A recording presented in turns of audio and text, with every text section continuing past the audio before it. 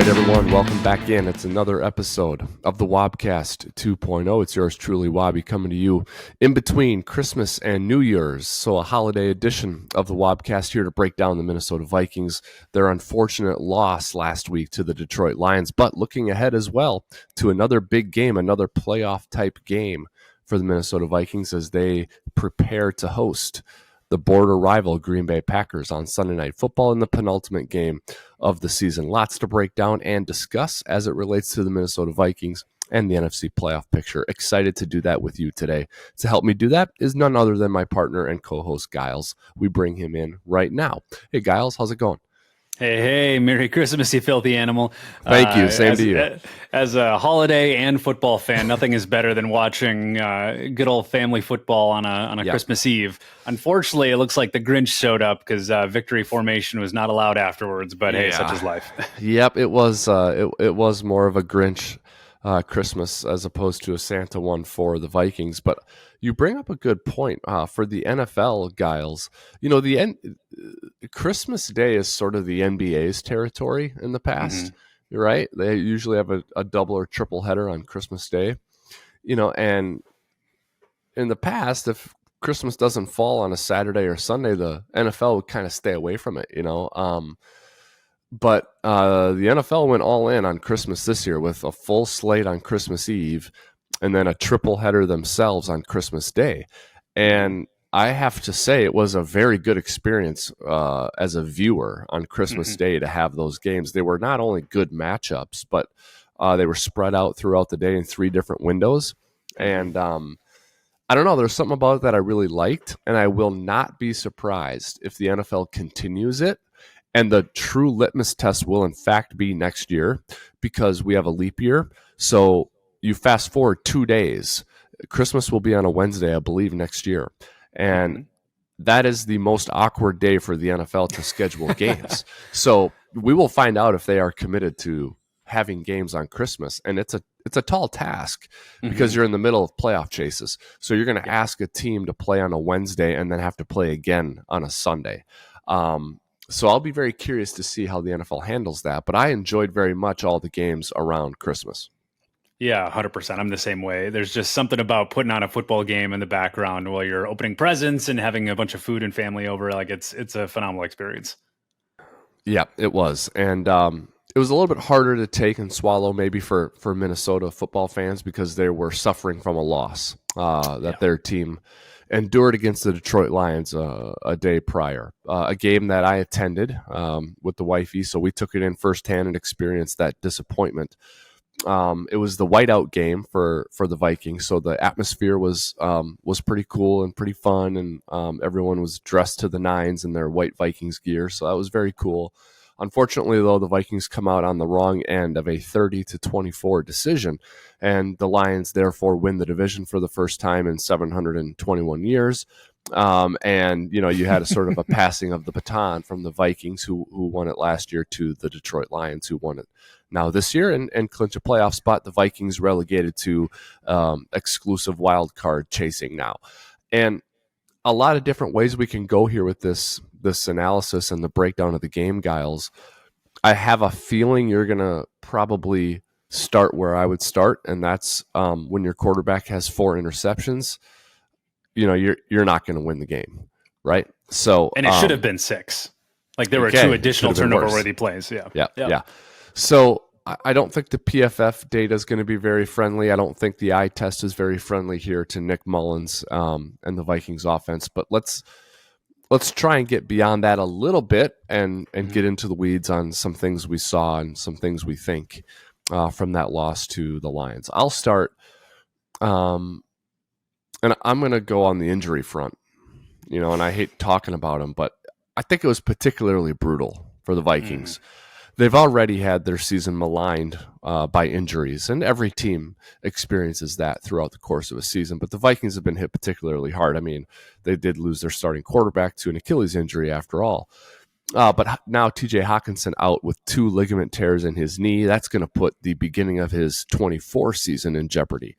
DJ Wanham, I didn't get the details or specifics on his injury, but he was obviously carted off the field. And then Jordan Addison got hurt as well. So, you know, these are players that not just that hurts you to try and beat the Packers and make the playoffs this week. I mean, these are guys that you're hoping are healthy in the offseason and going into next year that are hurt too.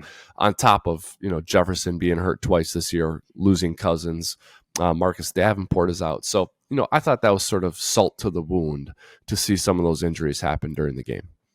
Yeah, 100%. I mean, for the exact reasons that you mentioned for both this year and next year, it's definitely a significant blow to your team and your culture for that matter when it comes to we'll call it the umph of trying to go win football games. I mean, TJ Hawkinson specifically, when you tear your ACL and MCL, I mean, it's not outlandish to say it could take a full calendar year to fully recover from that, which means the end of next year if it really took that long to recover. So that's a really big blow for both this year and next year. I did get an update on DJ Wanham. He did tear his quad, which that's apparently terrible. He was, not great. Thankfully, it missed his hip flexor, which I think could have been significantly worse. So, if we're looking at the upside here, this could have been worse, but at the end of the day, not a great scenario. I think he'll be out probably for the rest of the season. And then for Jordan Addison, I do believe he'll be week to week because he has an ankle injury, which is also not great for the rest of this season. I don't think it'll be in jeopardy for next season, but you've now lost two of your biggest weapons in an instant, essentially, when it comes to making a run here towards the end of the season. So not a great scenario. Thankfully, we still have Justin Jefferson now that he's back from injury, but that's a big blow to your offensive weapon set. It is indeed. And these are two players who actually played well against Green Bay earlier in the season, Gyles. They both had touchdowns. And I think Hawkinson had 88 and Addison had 98 receiving yards against Green Bay. And this is the team you're playing this week. You're right. You do have Jefferson, so that helps. And you did not have him against Green Bay. So, that's a bonus. But these injuries were particularly bad, I think, for the Vikings. And the Hawkinson one is probably the most concerning. I'll go back to the quarterback here on my next observation, Gyles. Nick Mullins, I thought, not just the result of the throw being an interception was bad, but the throws were not good throws. And there's two that stood out in particular. One was one that Jefferson caught on the last drive. It was I'm not going to compare it to the Buffalo catch last year, but it was like similar. Like it was a really incredible catch. It was an awful double coverage pass. Yeah, It was the wrong decision. It was in double coverage. Now you can throw it to Jefferson in double coverage. We talk about just throw it to the guy and give your guy a chance to make a play. Jefferson's that type of guy, so I like that. But he did throw it into double coverage, and it was a wounded duck flying to Jefferson. It took forever to get there, and it took a Herculean effort from Jefferson for him to catch it. So that was an awful throw. But also the last throw of the game, the interception, was an awful throw. I actually think, and I don't know if you took the time to watch it from the end zone copy, it was actually the right decision and the right time. It just was a wobbler of a throw.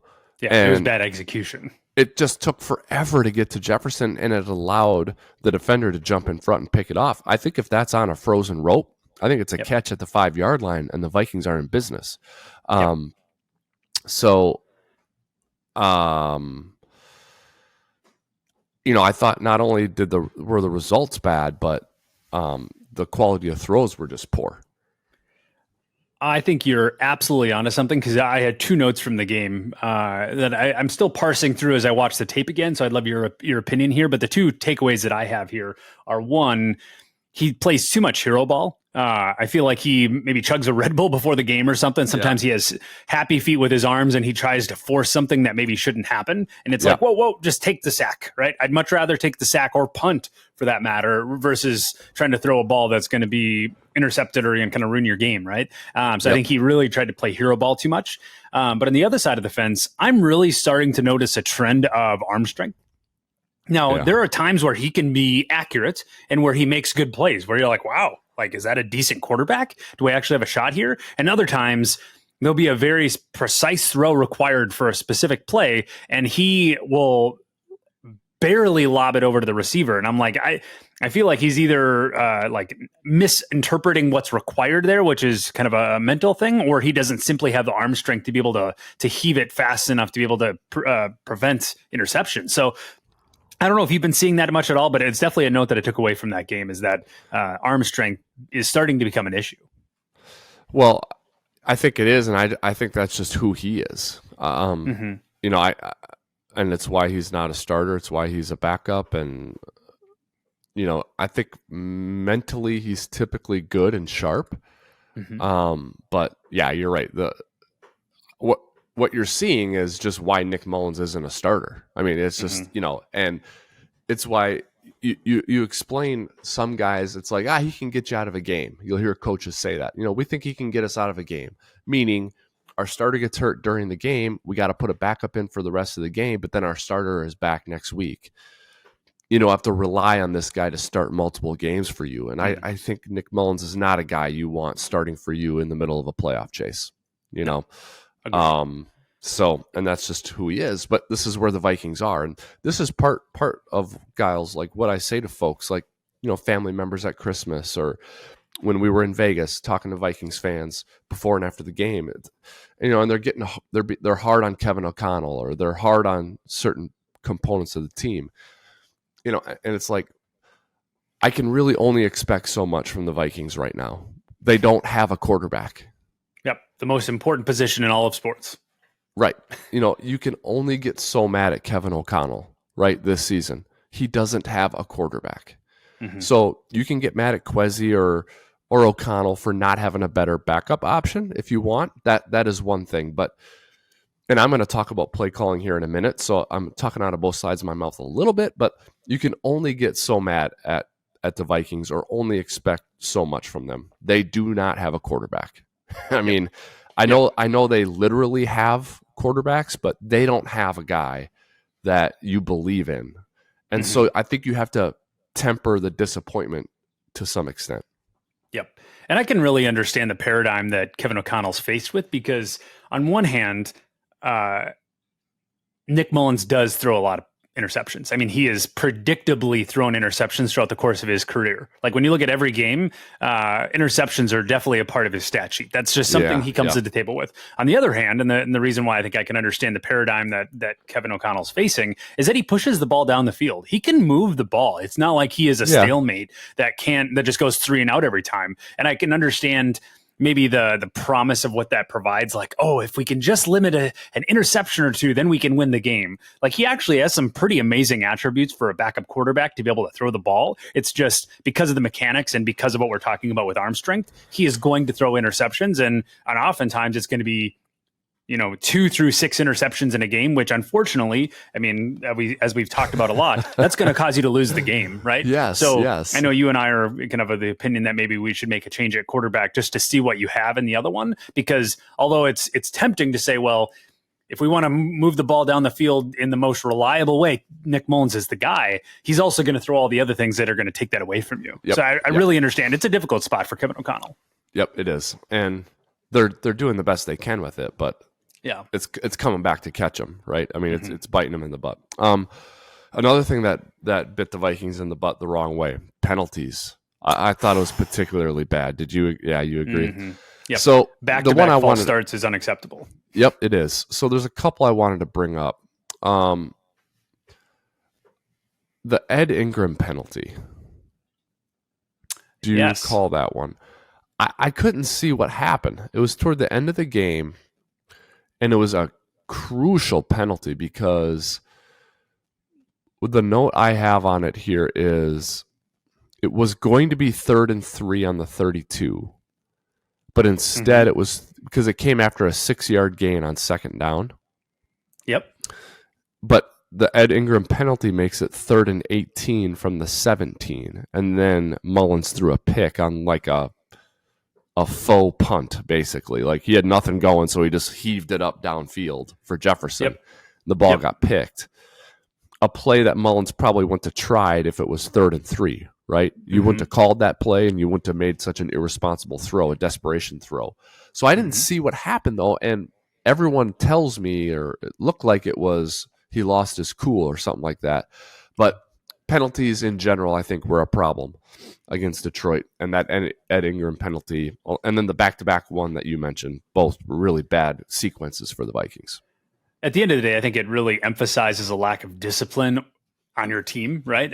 Like they're not taking it seriously enough because when you look at the team last year, we were one of the least penalized teams in the NFL. Now, unless we have low key lost some type of personnel on the staff that has, kind of been the driving force behind that last year that we haven't seen. Like, I think we've just kind of slowly let that discipline kind of fade away. Because I think when it comes to anger on the field, I get you have a lot of emotion, but you can't let that cost you games. And I think I have to go watch the tape again specifically for the Ed Ingram play. But if I remember correctly, he pushed someone after the play was over because he was angry on the opposing team, obviously, which is unacceptable. Like, you can't be doing that. Like, if you really care about winning a game when your season is literally on the line, like you are being selfish at that point, right? Now, I'm maybe a little bit hard-nosed more than others, but like, I think that is a benchable offense if that continues. Like, if you're going to lose your cool, then we're going to put somebody else in, like, and motivate them to make sure they keep their cool, right? Because life is all about cause and effect, and pros and cons, and there you got to take responsibility. And if there's not a force that's going to keep you in check, like, there's no reason that they're going to stop that. So I really hope they can get the discipline under control, especially when you're Ed Ingram. Yes. Right. I mean, especially when you're Ed Ingram. I mean, like, if you're on Justin the bubble Jefferson, in a lot of ways. Yeah. I mean, if you're a star player and you do that, you pull the guy over, you put your arm around him, or you do what Andy Reid did the other day, and you just give him a little shoulder bump, right? Like a little, like, hey, buddy, like, come on, man. Like, you do, that's what you do to the star. If you're Ed Ingram, you get benched. I mean, you're already barely good enough to play, and now you're causing us 15 yards after a play. I mean, come on. So, and it gotta have a time. Yeah. The last thing I was going to sort of nitpick was a play call, or I guess maybe a philosophy, and it was the field goal that they kicked late in the game. That to me was sort of a significant bummer that they had to kick a field goal in that spot. Now, it was you needed 2 scores anyway, and even with a field goal, you could still win. So, in theory, a field goal on that drive is not a killer, but you got inside the 10 and had to settle for the field goal. And I think that was a really big letdown. And to me, in that situation, you really got to consider it 4-down territory, Gyles. And when you know you're in 4-down territory, you can call plays in a different manner than you would if you're in 3-down territory. And really, it means you've got an extra down in there where you can maybe try to run the ball. And I think in general in the game, but in that moment in particular, the Vikings had no desire or discipline in running the ball. And I think it made it easier on the Lions defense over the balance of the game that they didn't even have to worry about run fits. I think they finished with 11 rushing attempts. And I would just like, in that sequence of plays, I'd like there to be a run in there. Whether it's on 3rd down or 1st down, I'd like to see a run. And I thought the result there of a field goal in that moment was very disappointing, considering they had driven inside the 10-yard line. 100%. I completely agree. I think it really emphasized Kevin O'Connell's mistrust of both our red zone offense, which has not been good this year. Once we get down into the 10, like, things really start to fall apart. And I think he hasn't found a way to get that back up and running, but also a lack of confidence in our run game. Like, he was seemingly scared to call run plays. I mean, we ended the day at a 1.5 yards per rush attempt, which is abysmal. Like, that is very, very, very, very bad. So something needs to change there in terms of play calling and your schematics of how you're going to make that happen. Now, I do think, when it looks when you look at our personnel, Ty Chandler was obviously the starting running back. I think he is a guy that is sometimes misperceived. I think some people look at him and call him a really fast guy that has a lot of upside. And I think I don't inherently disagree with that, but I also see him as someone that's maybe a little bit selfish. Like, if you're looking at the play calls when it comes to kind of our run schematics for our offense, we run duo a lot, where you're obviously going to either run up the gut or you're going to go around the outside. And duo, in my opinion, is designed as a way to get 3 yards up the gut. Like, it's a predictable way to get 3 yards. That is on your call sheet because you need to specifically get 3 yards. Now, if the defense lines up and they stuff up the middle pre-snap, and you see that and you read that, then it's a kind of a call to run on the outside. And There's a lot of scenarios that call for us to run up the gut, but Ty Chandler chooses to go on the outside to try to see if he can burst a huge run, which is him, in my opinion, being a little bit selfish. So I don't know, if behind the scenes, Kevin O'Connell's a little upset with Ty Chandler and is like, all right, if you're going to do that, I'm not going to run the ball because we don't have any other horses in the stable to be able to produce a good run game. So I don't know if that's a cultural discipline thing that's bleeding out on the field, that's happening behind the scenes and now it's in front of the, on the stage. So I do think that needs to change and change quick if we do want to turn this season around and still make the playoffs. Yeah. Very astute observations there, Gyles, on the run game. And, the other thing I'll say, that something you said that reminded me, something I always observed in the NFL was, and not just with the Vikings, but with all teams, is teams that are good at running the ball have a better chance of having a good red zone offense.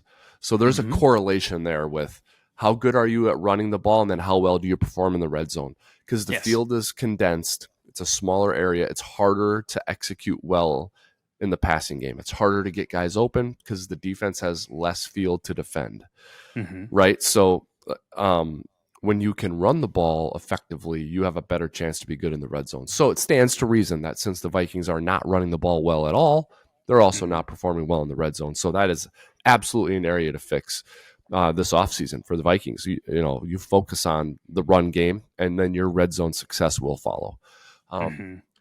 That was a moment in the game, though, there where I was, I'm in the stadium, and I'm like, oh, my God, you got to settle for a field goal here. And I get it. You needed 2 scores anyway, but you just – when you're down 2 scores and a field goal can help you, and it was a 44-yard field goal, you just feel better about that than, the 24-yard field goal. Yep.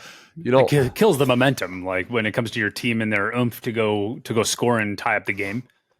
Yep, exactly. And look, the Vikings were pushing the ball down the field on the final drive, and if they needed a field goal on that drive instead of a touchdown, I mean, you're calling plays differently, you're taking fewer risks, right? So I thought that was a key moment in the game that didn't go the Vikings' way. So those are some of the things I wanted to nitpick. Anything for you from your notes from the game? I think just kind of a higher overarching look. The Lions are a really good team.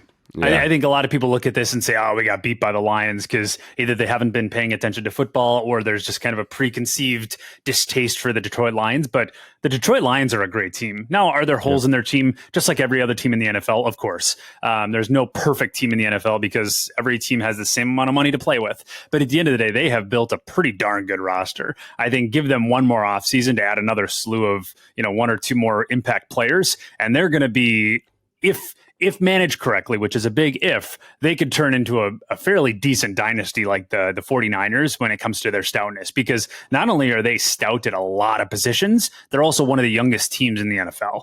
So, I mean, they're quite phenomenal. Like I was talking to a guy out of Michigan who absolute monster house Lions fan, Steve Terrell. And he was saying that I think the Lions are going to go to the NFC Championship game this year. And he's like, I think they'll lose, but they're going to make it to the NFC Championship game. And then potentially from there on out, we're going to be Super Bowl contenders because he thinks this is we're 1 year away from being consistent contenders. So we'll see what that looks like. But the Lions are a good team. I think we need to potentially give them more respect than some Vikings fans give them because they've built a decent roster and they've gotten behind Dan Campbell. I think he's put in a lot of different efforts to make sure that they have gotten better at some of the areas they were more deficient in. So, as a football fan, I like to see them improve. Yeah. I think they're in the enviable position, Gyles, where some of the harder ones to get right on your roster, they kind of got it going in the right way, like offensive line, right? I mean, you always want to add good players at every position group, including offensive line. And so if they see a good offensive lineman in the draft or free agency, they can go scoop them up or whatever. But they're kind of good there, right? So they can kind of look at some of those luxury positions, like wide receiver 2 that they love. They could go get one. A really fun weak side linebacker or a sexy safety in the draft, right? Like every now and then there's an amazingly talented athletic safety, and detractors will say you don't really need safeties in the NFL anymore, and you can kind of get by with guys. You got to stay on the outside with corners and pass rushers. But it's like, oh my God, the safety is so athletic. Like the Lions are in a position where they can kind of look at some of those luxury positions because they've done such a good job. I think it'll be very interesting what they do at quarterback. Not that they're going to replace Jared Goff anytime soon, because I think he's playing well. And they did draft Hendon Hooker last year, but they were a sneaky first-round quarterback team last year, and then they didn't do it. They ended up with Hooker, but he's 25 or 26 years old. I could see them being in the mix for one of the better quarterbacks. After that first wave of quarterbacks, they could be in the mix for. So they're just, and that again, that's a sort of a luxury position. But I mean, 58 guys have started at quarterback this year in the NFL, so it's kind of almost a vital position to have a second quarterback. And the Lions are in a position where they can go after and get one. So, doesn't seem like they're a one and done division winner. Like they're going to be contending for division titles here in the foreseeable future. So I do agree with you that they're a pretty solid team. And, Dan Campbell was sort of chided for his press conference, his first one as Lions head coach, but kind of everything he said is kind of coming true. Right? Yeah. I'm going to rip people's kneecaps off. Yeah. So you got to kind of respect him for that as well. So definitely built a good culture over there. Yep. All right. Let's move on to PFF stuff unless you had anything else from the game that you wanted to talk about. Let's do it. Okay. I love the guessing game. You always have me guess who was the top 5 on each side of the ball, but I had a hell of a time sort of identifying who I thought played really well on defense. So I'm afraid I'm going to struggle there. Okay. There's some key guys who I typically love who I didn't love in this game. I didn't love Jordan Hicks as an example in this game, and I didn't love Cam Bynum in this game. I thought Metellus and Hunter were good. I thought Pace was good. Evans was good.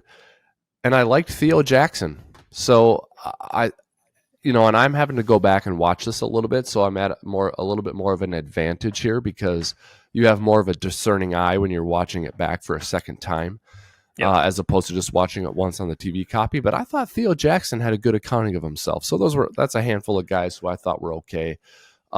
Maybe Jay Ward, maybe Andrew Booth as well. Ivan Pace had a fumble recovery, so maybe that bumped him up a little bit. But those were some guys who I thought played pretty well. Yeah, I think you have a pretty key 9 here. One call out that I'll mention that did not make the top 5 was Caleb Evans. I think he actually had a pretty good day. However, he had 2 really bad missed tackles and a few other scenarios where he was supposed to assist and really struggled. And in that way, he got benched. At least from what I perceived to be benched temporarily, like, oh, you missed those, you're going to get benched here. And that's where I think Andrew Booth got a little bit more playing time and things like that. So I think hopefully Caleb Evans can learn from some of those things because I think he had a little bit of a red mark against him after those plays. But going into the top 5, one guy that I think we were all hoping to see a lot more this season, which maybe we'll start to increase, is Jaquelin Roy, the defensive tackle from LSU. He was 5th at a 63.6 grade. Oh, nice. Didn't play a ton of snaps, but at least got more in the game than he historically has and played well when he did. And then moving on to number 4 is our boy, Daniil Hunter. Like he normally is, he did pretty phenomenal across the board. He did have a little bit of a rough day in the run game, specifically, which knocked him down to a 67.0. Otherwise, I think he would have had a significantly better day overall from a grade standpoint. And he had a few missed tackles. So I think that dinged him a little bit. But then coming in at number 3 is Theo Jackson. Good call there. He had a 67.6 grade. Kind of in a weird trend here. He also had a few missed tackles here, which knocked him down. Otherwise, I think he would have been significantly better. He did really well in coverage, but tackling was his issue. And then moving up to number 2 is Andrew Booth Jr. coming in at a 72.3 grade. I know he's kind of had an up and down year, and I think when he played fairly decent. I mean, he's not a world stopper, shutdown corner necessarily, but I think he's a serviceable average cornerback, which is all you can ask. As long as you are avoiding the train wreck categories, I will take an average corner all day long. Yep. if you can get a shutdown corner, that's amazing. But like, let's avoid being a train wreck, right? So he did pretty well. And then coming in at number one was Jay Ward. The hybrid safety cornerback. Really like to see him. So he had an 81.9 grade. Now he didn't play a ton of snaps necessarily, but when he did play, he played very well. So I'm hoping that is more of an introduction into his future in the defense. So really excited to see that. Yeah, I thought nothing. Defensively, I thought it was more of a blah game from the Vikings. I didn't think they looked as sharp as they looked in the middle of the season, but I don't think they looked awful either. So, just kind of, okay, whatever game defensively for the Vikings and from Brian Flores. All right, offensively, I think I'd go with the low-hanging fruit here mostly. Some of the usuals I thought were good probably. Jefferson, Hawkinson. And then the only other name I'll throw out there, I actually thought KJ Osborne looked good. And it's been a bit of a roller coaster season, I think, for KJ. Some because of opportunity that he's lost because Addison has jumped up. And then also just he's had some drops. I think he's had some bad drops this year. But I thought on Sunday he looked good. He scored. I thought he ran a couple of good routes, and he was involved at least in the game. So I thought Jefferson, Osborne, and Hawkinson fared pretty well. Won't be surprised if Oliver and Darrisaw are in there, but didn't see anything like of note that makes me want to stand on the table for them. But those are a few names I thought that stood out. Yeah, no, that's a great point. Ironically, Christian Darrisaw and T.J. Hawkinson are just outside the top five at number 6 and number 7. Christian Darrisaw had a pretty bad penalty, that false start that knocked him down. Otherwise, I think he would have definitely been in the top 5. And then T.J. Hawkinson, I think, with his injury that wrecked his score a little bit, and he had a little more of a rough game in the run blocking game. So I think that's definitely something to note. But coming in at number 5 is Josh Oliver at a 68.2 grade. Did amazing in every category except for run. We see a trend forming here. The normal Josh Oliver of old. Brandon Powell coming in at number 4 at a 72.4 grade. Did phenomenal in every category except for run blocking. And then coming in at number 3 was Dalton Reisner at a 75.2 grade. He was absolutely elite in pass blocking. He had a 90.0 grade. In the pass blocking game, but also did absolutely horribly in the run blocking game. So definitely something to note there in terms of trends. And then coming in at number 2 was KJ Osborne, coming in at a 77.3 grade. Did very well. I think he had a couple of drops, like you mentioned. He's had an up and down year, which is tough for a contract year. But he definitely had some pretty decent showings here against the Lions, but also struggled once again in the run blocking game. And Justin Jefferson came in at number 1 at an 86.8 grade. The Justin Jefferson we all know and love. He's exactly what we want, and especially that catch that you mentioned earlier. Like, this guy is clearly the best receiver in the league, and no one's questioning that. Yep, you're right. Definitely noticing a trend, and that is poor run blocking performance, whether it's running backs or blockers or play callers. So an area you got to improve there. Also thinking sort of globally as you're talking through that, Gyles, I saw some mic'd up footage of the draft for the Vikings, and I've definitely discerned through watching that and then through my own sort of ability to talk to people who are still there that the Jordan Addison pick was all Kevin O'Connell. And KJ Osborne, I think, unfortunately, is sort of not really grabbed onto a roster spot next year, I think, for the Vikings. He's probably a guy you let go. I think I would just, like, every offseason, if I was the GM, I'd give Kevin O'Connell a hall pass for a wide receiver. And I'd say, you name him, I'll get him. Yep. Who is it? And obviously he can't say, well, I want Tyreek Hill. I don't mean that. I just mean, like, can you imagine?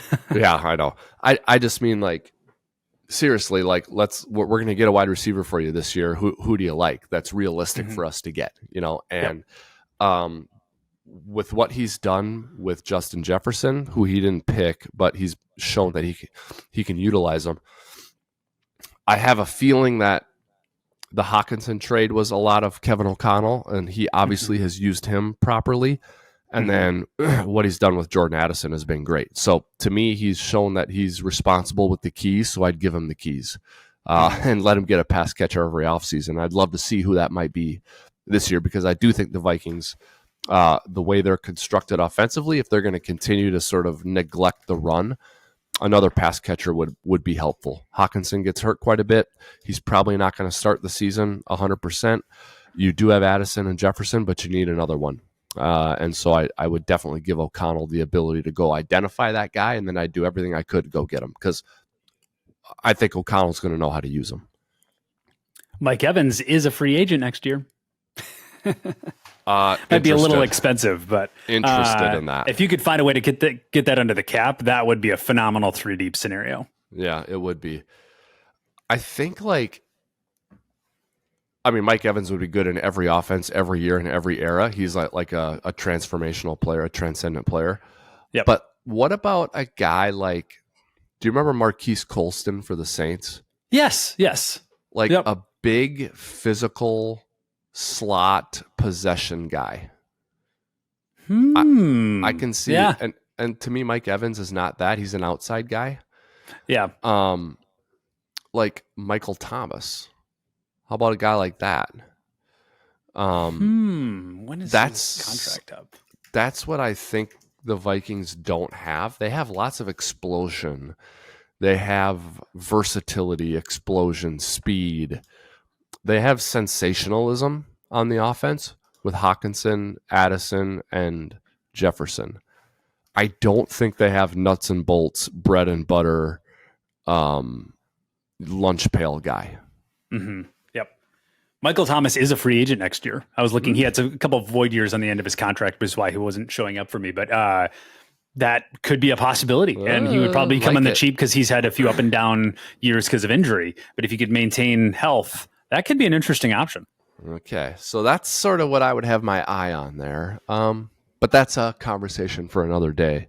Yeah. You and I love throwing names out and then going on and looking at, cap numbers and all that. We could do that till we're blue in the face. But that's a component I think they could look for here this offseason after they find a couple of run blocking offensive linemen, by the way. Probably should do that first. I was just going to say that is priority number one in my opinion, because even when you're looking at Brian Flores' defense, I think he has done a brilliant job at manufacturing pressure this season, and he has been incredibly smart with the players that he has to confuse opposing offenses. But at the end of the day, he has to manufacture pressure. I don't think we have the ability to create it. We manufacture it. And I think if you had the ability to actually create pressure when rushing 3 or 4, and then you could manufacture on top of that, we would have an elite defense. But we don't have the ability to get push up front. So, again, we're delving into off-season topics, but I think you're totally right about that. And if we were on the same staff, Gyles, talking about building a roster, and we're just leaning on our own experiences and opinions to do this, hearing you say what you said about needing to manufacture pressure with 3 or 4 guys, then to me what you need is a pass rushing presence from a defensive tackle from the inside. Yep. I think if you have that, then you can get pressure with 4 rushers. And the Vikings were able to do that with Brad Childress and Leslie Frazier as the defensive coordinator, Brad Childress as the head coach. They had Jared Allen and Ray Edwards on the outside who were great pass rushers, but Kevin Williams on the inside was a very good rusher. And that allowed them to rush 4, drop 7 on almost every snap. And so I think if you can get some pass rush presence from your interior, I think that would really help Brian Flores. To be honest, I'd be willing to take it in the first round if you could find the right guy. Sure. Yep. Go get an elite defensive tackle. I mean, I look at first round picks, I think quarterbacks, cornerbacks, and offensive tackles. But in theory, you don't need a quarterback because you'll have Cousins next year in theory. You've got your tackles. So you could use that on a pass rusher on the inside. I wouldn't be against that either. The only way I wouldn't do that is if Darrelle Revis or Sauce Gardner was sitting out there at corner. You'd probably want to use it on one of those guys. But of course, especially if that is a quicker way to becoming elite. Because I think we've talked about this. Unless you get a corner in the top 10, they're going to be not a project guy, but like the elite ones are taken in the top 10 versus an elite tackle. There's a chance you can get that in the top 15, top 20. If you can really get a guy that's good in the run and can get some interior push, that is something that could be a game changer for this defense. Yep. Alrighty, let's transition, talk about Green Bay, and then get everyone out of here. Vikings host Green Bay on Sunday night, Gyles, New Year's Eve, 7:20 p.m. Central Time on NBC's Sunday Night Football. So it should be a fun one at US Bank Stadium. Yours truly will be there to watch the Vikings try and stay alive in the wild card picture. The Vikings have been installed as 2-point favorites in this contest with a total for the game of 46.5. Vikings enter at 7-8 off the loss to Detroit, looking to stay alive in the wild card chase. Packers enter at 7-8 as well, but they come into this game off a dramatic victory on the road against the Carolina Panthers last week, 33-30 victors in that one, as they stayed alive in the playoff chase and continue to chase those same 2 wild card spots the Vikings are chasing. We believe the Cowboys have one of them locked up, so there are 2 more remaining for a bunch of teams to go chase. In the NFC, the Vikings and Packers are among that crowd. One of them will sort of nudge up and get a leg up on the competition by virtue of this win on Sunday night. Vikings won the earlier matchup between these 2 teams in the season, Gyles. That was the one where Cousins got hurt at Lambeau Field. The Vikings won the game 24-10, a game in which Justin Jefferson did not play. And so KJ Osborne stepped up, Jordan Addison stepped up, TJ Hawkinson stepped up. So the Vikings now will have Jefferson, but they will not have Hawkinson. So we'll see who can step up on the Vikings offense in this contest. You take a look at this, Gyles. A lot of injuries on the Green Bay side as well as the Vikings side. Different quarterback situation for the Vikings. But what do you see in this contest on Sunday night between the Vikings and the Packers? I do see Jordan Love as someone that is starting to come into his own. I don't want to say he's a guy yet, but I think when you look at the Packers that we played before, they are not the same team. I think they have figured out a way to solve a lot of their deficiencies and become a productive team. I mean, heck, they're still in the wild card race just like we are. There's a chance that they make the playoffs and we don't. So I think this is definitely a big matchup, but I think they've found a way to survive here with this. I mean, they're not a team that's deficient of talent. So I think both on offense and defense, they got some guys. I mean, are they the most talented team in the NFL? No. But outside of the injuries, I think they've been able to produce a pretty decent season with Love under center. So I'm really interested to see how much our game plan gets adjusted here because, with DJ Wanham being out, our ability to get pressure on their offensive line is going to get a lot more difficult because now we simply have Hunter. I'll be really interested to see who we start at edge rusher on the other side from Danielle Hunter, because I do think that the offensive line is in a more deficient posture than it has been in years past for the Green Bay Packers. But I do expect that this is going to be an issue for us to be able to generate pressure, which I think Love is going to be able to exploit. Yeah, I think you're right about all that. And then I think adding a layer on top of that, Gyles, is I think the Vikings are hard-pressed here to answer scores quickly. Like, with Matt LaFleur and play design and the talent that Jordan Love has, they can strike. Mm-hmm. Now, I do believe that they're going to be down a playmaker or 2 on offense, so that's going to hurt Green Bay as well. Mm-hmm. But in a scenario where Green Bay stacks, 2 scores together or 3 scores together, and the Vikings need to respond and do so promptly, I think they struggle there.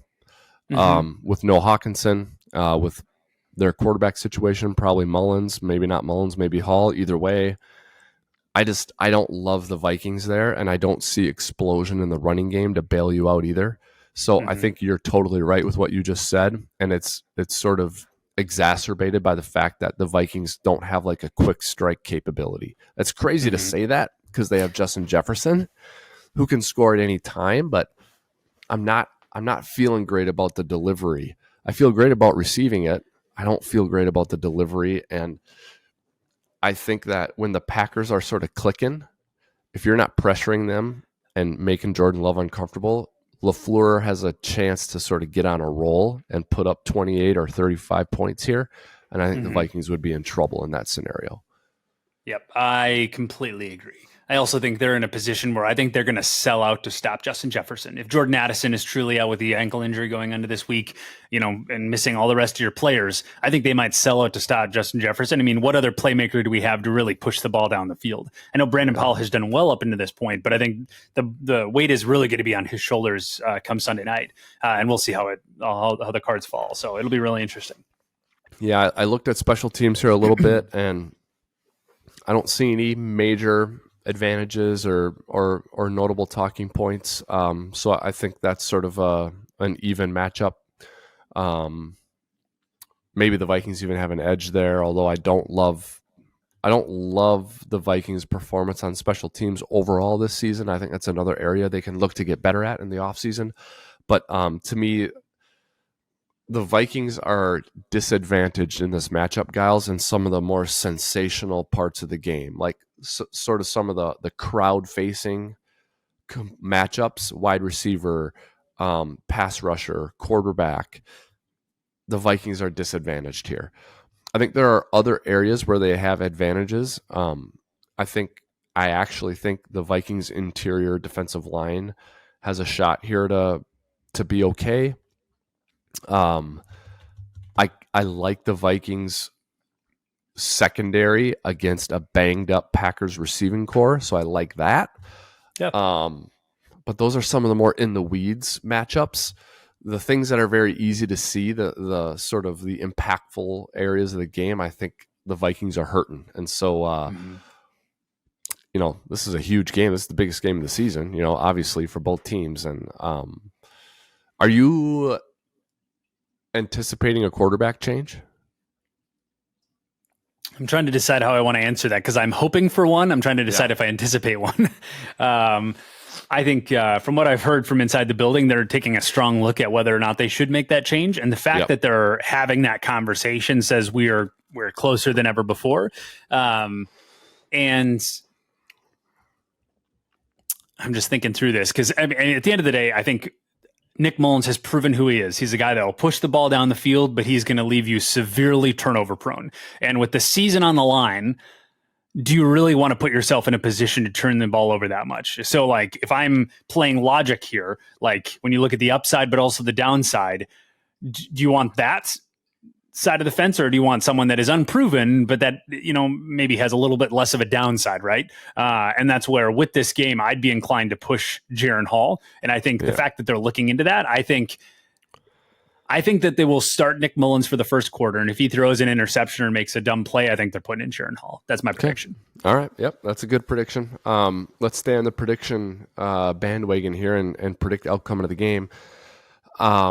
I would love to.